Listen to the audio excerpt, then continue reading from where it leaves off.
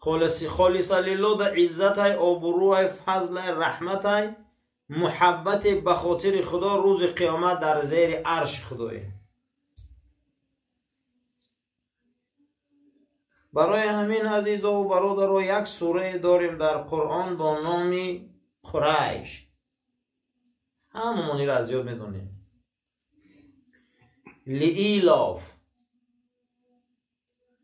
ایلاف، الفت، مهربانی، بزرگی، بردباری، از همه چیزی بزرگ. عرب 1000 میگن. 1000 چی میگن؟ الف.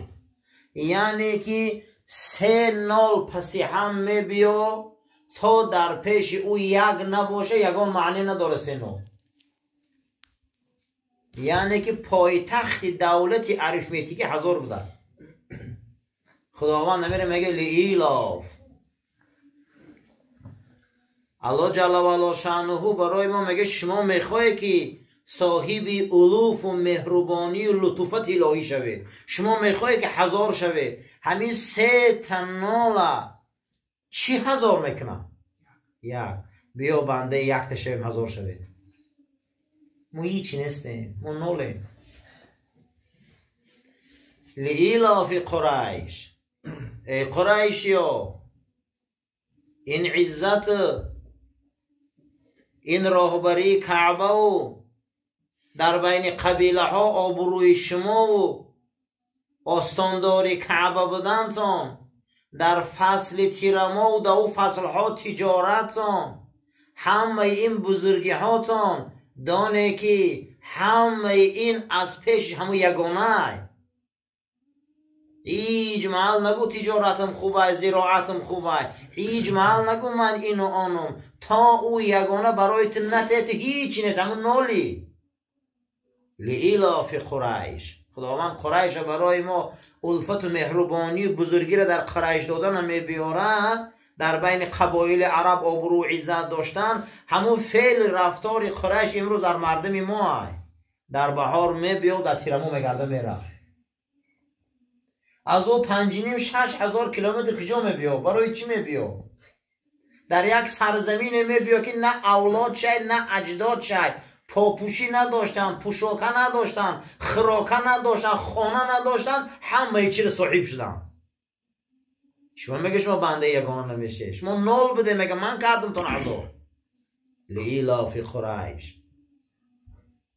قرآن بچنده که خاصتا برای اونها آمدگی باشه، در هر یک عصر و زمان برای ما دلیله. وقتی که 3 تنال جمع میشوه یک تا یک او را 1000 میکنه. اگر همون یک 3 نالی چی معنی نداره؟ چی معنی داره 3 نال؟ ما هیچ نیست، ما نالیم. همین یک ما را 1000 میکنه. انا میخواه نالا جمع شوند، بنده واقعی یگانه شوند. خداوندم اینها لإیلاف میگه.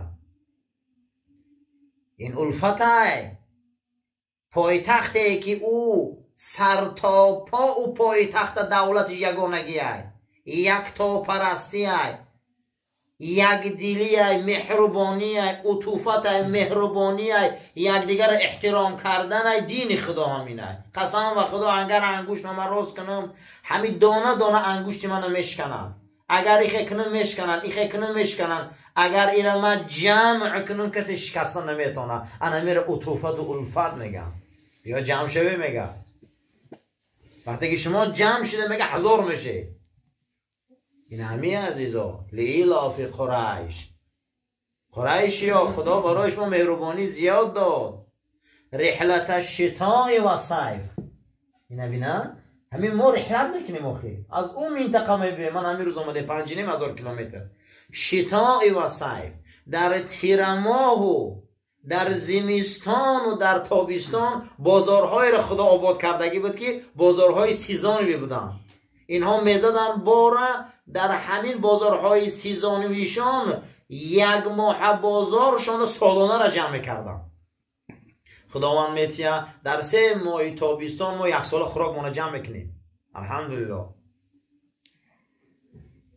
زمانی بود که آمده ما شاید که در همین زار بدیم، اما این زمان نبین که ما بنده یکتا شدیم. یکتاپرستی را واقعا قبول کردیم، یکتاپرستی را در پیش یگانه خم شدیم، الفت و مهربانی را بین که از یک خاک به مزه این چیزی به مزه را صاحب شدیم.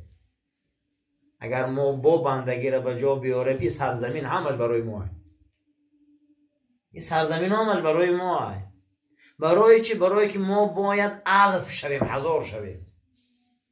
ایلاف همینه. شما میگه 1000 شوه، 1000 یکش معنی نداره، 10 نورش معنی نداره، همین 1 دهش میکنه. 100 همین دهی و صدی و همین ها جمع میشون، واحد و دهی و صدی 1000 میشون. پایتخت دولت اریتمتیک 1000 بوده. برای که ای پیش 3 تا نول یک تا یک است، همه ما نولیم، هیچیم.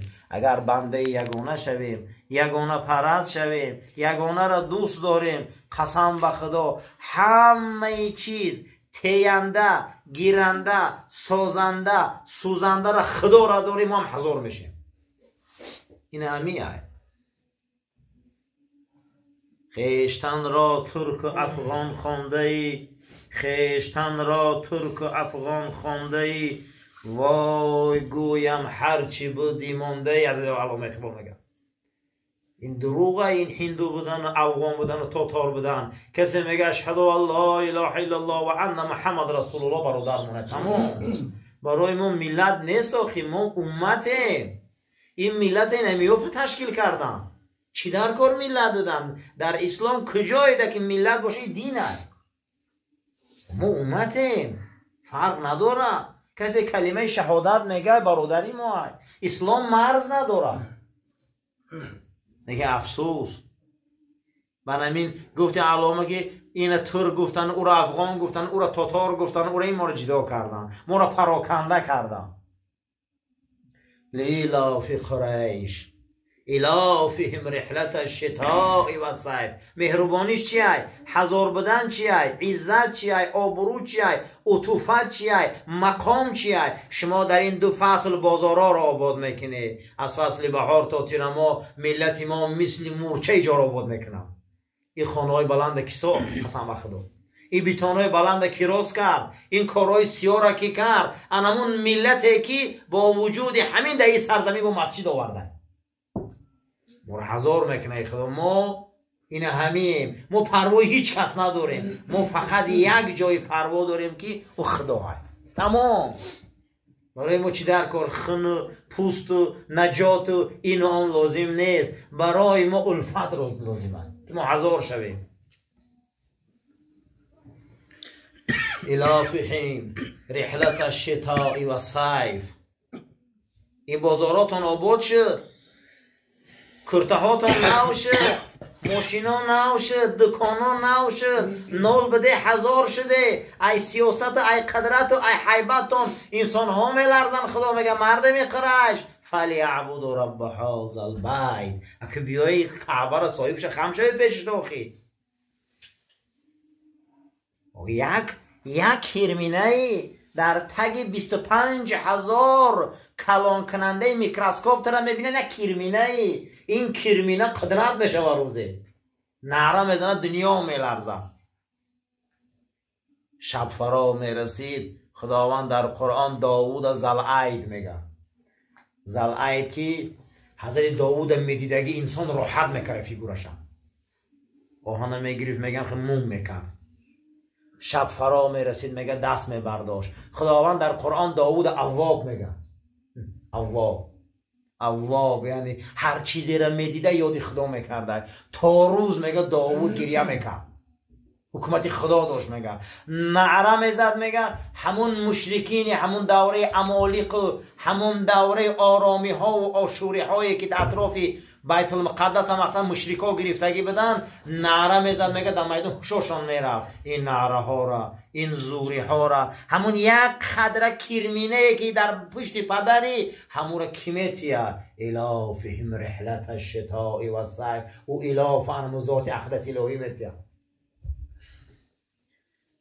ملکه دور از خاندان یزدیگور در زمان خلیفگی حضرت عمر وقتی شکست میخوره امپریای ساسانی، ملکه فریاد میکنه تمامی بزرگای ساسانی و دولتی فارس میشینه و بعد از اون میگه چشمش حلقه آب میشه. میگه چا کرده؟ میگه من زنم این سرزمین اداره کردن نمیتونم، یگان مرد بیار یک راهبر مونه من میرم. میگه کجا میری؟ گفته انا همون پسی بیابانی سوختگی و خانه های پست خرمازار میرم، همون مرد نگاه میکنم که از داخل اون خرمازار فرمان میتیه در زمین ایران فرمانی او را قبول میکنم. من همون را بینم کیه او؟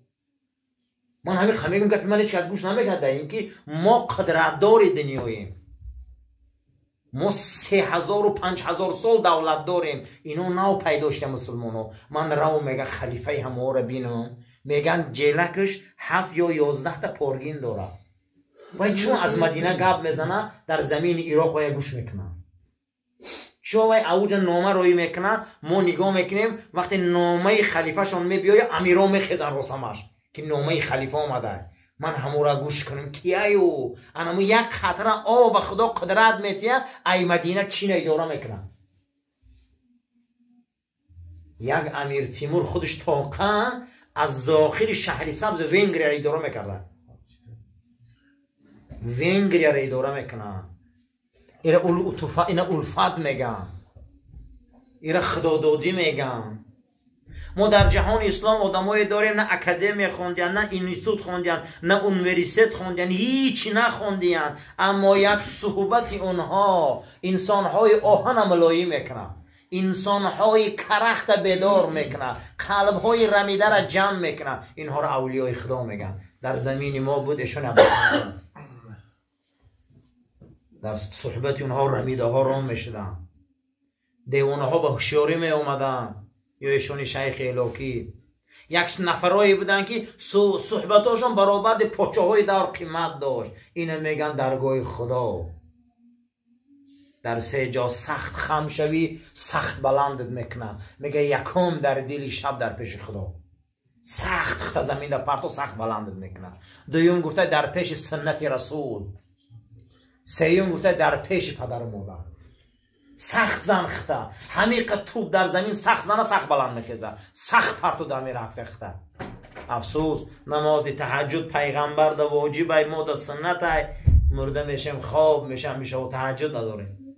کسی در تهجد خوش سخت پرتویه او را خدا بلند میکنه.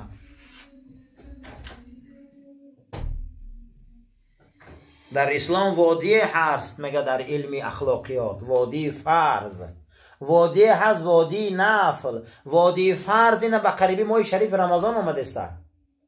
وادی فرض منو نماز خفتن منازی میخونیم، وادی فرض اطاعت خدا و رسول در ایمان میبیاریم. این وادی های فرض هست. لیکن اکنون وادی نفل در میبیایی.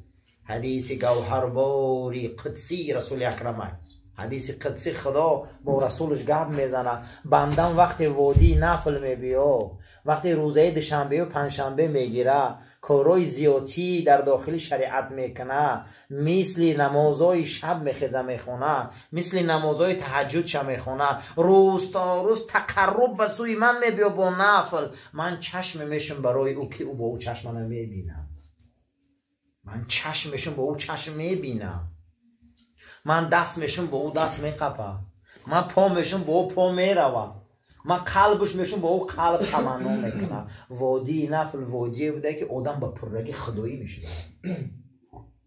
افسوس که ما وادی نفل دای برکت، وادی نفلیمون خیلی کمه، وادی نفلیمون خیلی کمه. خدا رحمت کنه. همون کلانای پیشتر 3 ماه روزه میگرفتن، رجب و شعبان و رمضان داشتن، هیچ نداشتن. همین دلایل میخوندن، 4 کتاب میخوندن، همین بزور سوره یاسین میخوندن، همین دیوانان نقض میشدن باور کنی، یارها خشک میشدن. صدها آدم شاهدی میته که به یک دلایل همین خیلی بیماری ها رو تبابت میکردن. عادی آدم ها بودن. گودی نفر الافهم. این الفت چیست؟ این سرجمی چیست؟ رحلت شتاء و صیف. شما در حالت شتا، در حالت تابستان و زمستان وقتی می آمده این بازارها رو آباد میکرده، خدا در یک لحظه شما ده چخیل عزت ها میداد. همین مردمی که در انمی سوره ذکر می شود این حال مردم آسیایی باور کنید. سیزان دو میبیان کار میکنن، یک سالش جمع میکنن. این سیزان کار کنی ها دخترها را شوهر دادن، بچه ها را زن دادن، خونه حرم زیارت رفتن. باور که پاپوشی نداشتن از این ماشینا دارن، به پاپوشی آمدن خونه ها دارن. چی خیلی شما میگه این الفت اطاعت نمیکنه؟ چیه یگانه را در پیش پس نمیشه؟ شما باور کنید مردمی که در همین سرزمین زندگی میکنن مثل مردم ما زندگی ندارن بسیارش. یعنی خدا الفت داده. فلیعبدوا رب هذا البیت. یا آدم میگه چون نماز میخونی؟ همین آیت دلالت میکنه که یکی از سبب خواندن نماز برای شکر بده. فلیعبدوا رب هذا البیت الذی اطعمهم من جوع و آمنهم من خوف. پس عبادت کنید این پروردگار کعبه را، عبادت کنید، سرجم شوی، با قوت شوی، یک دل شوی، بیای این کعبه را صاحب شه، معبود بر حق عبادت کنه. چی و این شما را ای گرسنگی نجات داده برای شما تأمین امنیت کرد. اگر خدا نخواه والله یگان جا آباد نمیشه. همین خدا نخواه هیچ که اینجا آورده نمیتونه. نگه افسوس ما امروز آب پیاله را ای جوی میدانیم، ای جوبار میدانیم. انسان ها نغز میشه میگن خدا پدر دختر رحمت کنه. مردم بارون ایور میدونه. اما اولین آیه‌ای که در قرآن نازل میکنه مالک یوم الدین، پادشاه روز جزا. چی در دنیا خدا پادشاه نیست؟ شما میگه پادشاه روز قیامت هم در دنیا خش مالک نمیگه دست الحم. یگان رکعتی ما به این آیت نیست، برای که این دنیا در واسطه های بوده که ما معبود مون نمیشناختیم. بارون میباره میگیم ای ابر اومد، برف میباره میگیم از ابر، نغز میشه میگیم دکتر، این و آن. اما قیامت یگان تا این نیست میگه دیگه. همش وای همین جدا همش وای واسطه های زیاده که قرار داره که ما رو نمیشناسیم. خشا به حال آدمی که به بروقتی میبیاد آستان و درگاه علمای دین. این علما ای ماده نشان میکنم ایران. ما چی رو میدونیم؟ هیچ محل نگویم دنیا و پیشروی دنیا ما رو نجات میتیه. در یک نبودن موسی سامری هم را گوساله پرست کرد. و تیلای مردم قدی کردن مورا. پول و تیلا سبب نجات مردم نیست قسم بخدا. فلیعبدوا رب هذا البیت الذی اطعمهم. یک کس میگه چون نماز میخونی؟ نماز برای چی میخونی؟ این آیت همه منگوه که نماز برای شکر میخونی، شکری نعمتاش. ایا خاکی به مزه ایقا چیزی به مزه، ایا خاکی به مزه همه یمین خاکی به مزه. یک قاشق خاک یگان کس خوردن نمیتونه، نگه حاصلی نبی. این خاک برای ما ایقا نعمت داد. در دیگر آیه مبارکه کیف تکفرون بالله و کنتم امواتا. و چه خشمو به خداوند حقیقت پنهان میکنه، خداوند ناسپاسی میکنه، کفران میورزه، به انصافی میکنه در حقش. شما یک جسم مرده بده. فخر رازی تفسیرش میبیاره که یک قطره نطفه پدر از بین 400 نمود محصولات جدا میشده. 400 نمودی محصولات در معده آب میشده، همو قیام نطفه میپخته و همو فرزند میشده. میگم همین جسدی ما در درون طبیعت الهی تیک پیت پند بوده، همو را جمع میکنه و میشه ای جهاندار سلطان فلان این آن. ترکیب یک قطره نطفه ای که در داخل میکروسکوپ دیده میشود از 400 نوع محصولات با واسطه لقمه معده پدر در آمده، جبیده شده، پخته، روز به واسطه شهوت آمده بطن مادر، از او این زیباها و قد بلنده و دنیا دارا به دنیا آمده. کیف تکفرون. این چی خشمو ده ناشکری میکنه؟ ای با نمیدونه ایزون نمیکشه، یک بار پیشونتون دستون نمیقپه. چوی الفت فکر نمیکنه، چوی عطوفت فکر نمیکنه، چون نماز شکر نمیخونه. کسی که نماز در خانه چوی جهنم نروه. کسی خم نمیشه و در پیش او چی و جهنم نروه. این حکمت ها بوده که رسول ما مرد میگه نماز خونه، جانی پیامبر ما میبره میگه نماز خونه، به نماز نگرده. عمری پیامبر ما میگه نماز خونه، تا آخران عمرش نماز میخونه. 13 نماز رفتن نمیتونه. علی پشتورم که مسجد میرم، علی پشتورم که مسجد میرم. در پشتوره حضرت علی توراتش میشکنم. چی واخی ای بین 400 محصولات نطفه را برآورده، ایخ سر و لالا کرده، خشلو کرده. چه موقع فلیعبدو، پس بیایه جزا و مکافات این پولداری، جزا و مکافات این دارندگی، جزا و مکافات این بازارداری، جزا و مکافات این عقل و تمیز و ادراک. خیلی بیایه که سرجش کنی اوکی مکافاتش همیه میگه. شما را گرسنگی خلاص داد، شما را سیر کرد، شما را نعمت داد، شما را بزرگی داد. فخر رازی آورد از کو گفته باید بدنی کودک 300 و چند بند داره، هر بند باید یک خیل انکشاف کنه. اگر یک خیل انکشاف نکنه فرزند رخید میشوه. یک خیل انکشاف کنه. چیکار کنیم؟ گفته برای فرزندت 300 و چند بندش یک خیل انکشاف کردن ده 70 نمود پروتئین در کار بوده. 70 نمود پروتئین خداوند در یک قطره شیر مادر داده. برای همین میگه که کودک را تا 2.5 سال 3 سال شیرته. 70 نمود پروتئین در کار اگه یک قطره چکنی کودک خیلی کلان شوه. همون در 2 قطره شیر، در 2 قطره شیر 70 تا پروتئین بده. ممکن در درین کلمه الله اکبر چند تا پروتئینه؟ ممکن در درین بسم الله چند تا پروتئینه ما رو نمیدونیم. بچه هم نون تا به بسم الله نخه، تکبیر گو، سبحان الله گو، الحمدلله گو. یک قطره شیر ده 70 تا پروتئین. کودک میخوره دیگه مست میشه، کلان میشه. برای همین این خدای من جوعی و آمنه من خوف. شما را گشنگی و خلاص داد، شما را او سیر کرد، شما را او قناعت داد، شما را او بزرگی داد، شما را او عزت داد. هزار رحمت به او محمد عربی صلی الله علیه و سلم. مکتب آور ما حیوان صفت رو آدم کرد، ما درنده های وحشی رو آدم کرد، ما را انسان کرد، ما را تمدن آورد، ما را راه راست نشان داد و یک دین آورد که ما را آدم کرد، عزت کرد، عزت دادی دینش. او بعز عزیزین او بظل ظلیلین. این دین آیین هست که اگر به این زندگی کنی عزت میابی، اگر به این زندگی نکنی خار میشیده. من جوعی و آمنه من خوف. ما را امنیت از خوف داد، ما را امنیت از وهم داد، ما را امنیت از چی داد؟ آرامی از تمام آفت و بلاها داد. همین بدن ما را فخر رازی در تفسیرش آورده که بدن انسان در 5 بال زمین جمیدنش تا خط نداشته مغزش. این نمیخه قوت داره بتای بودم. 5 بال زمین نبوده قوت نداره. همین 5 باله که قوت نداره در زمین، همین دنیا سوزه با طور خودش بود، دنیا سوزه یا دنیاوی.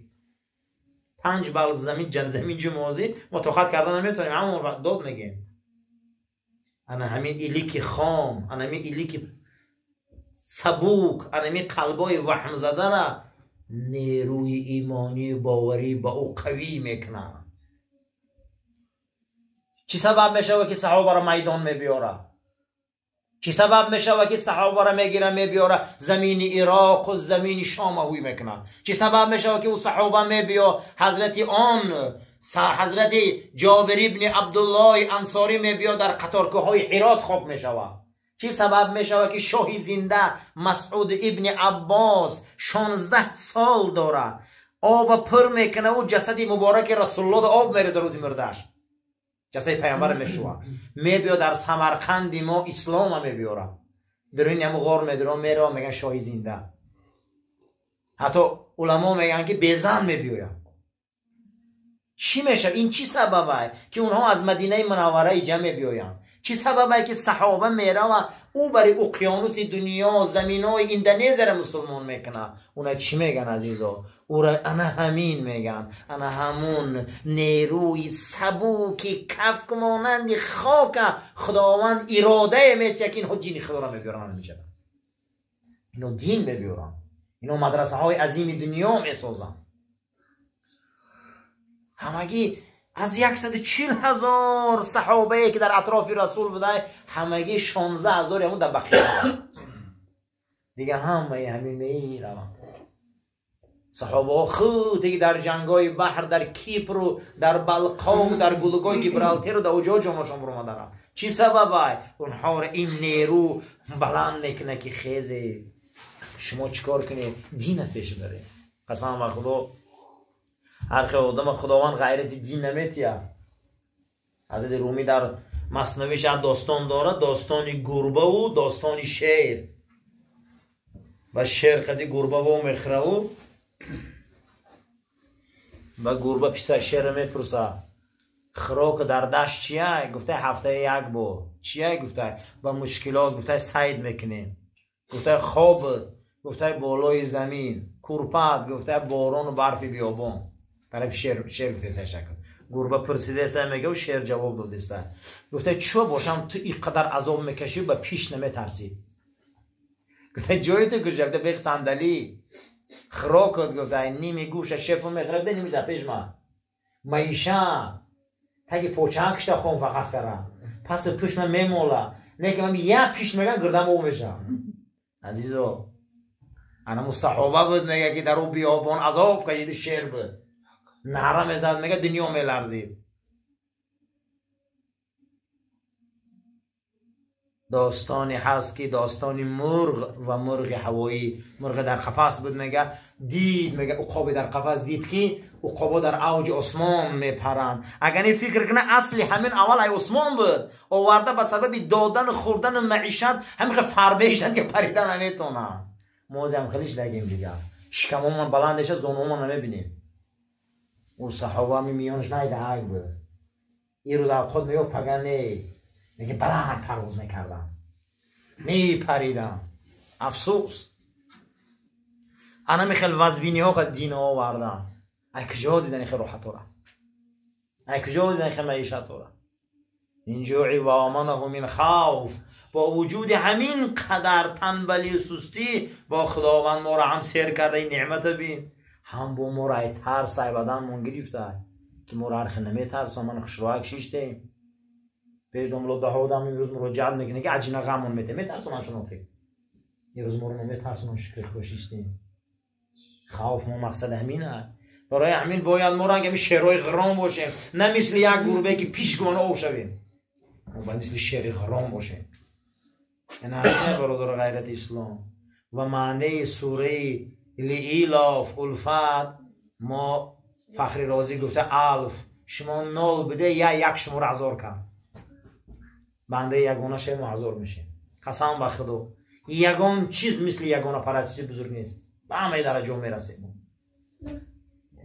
لفتحنا علیهم برکات من السماء والارض. دوام آیات حضرت در اضواء البیان میگه که قرآن تفسیر میکنه. گفته است که یگانه پرستش معنیش همینه که خداوند دروازه های آسمان میکشاده، فیض و برکت میگه در بین سری مومنین خدا میریخته.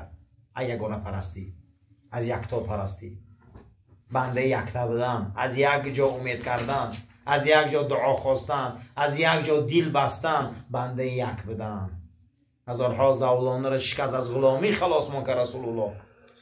ای غلامی خلاص من کردی، نروشنیکای غلامی را شکست.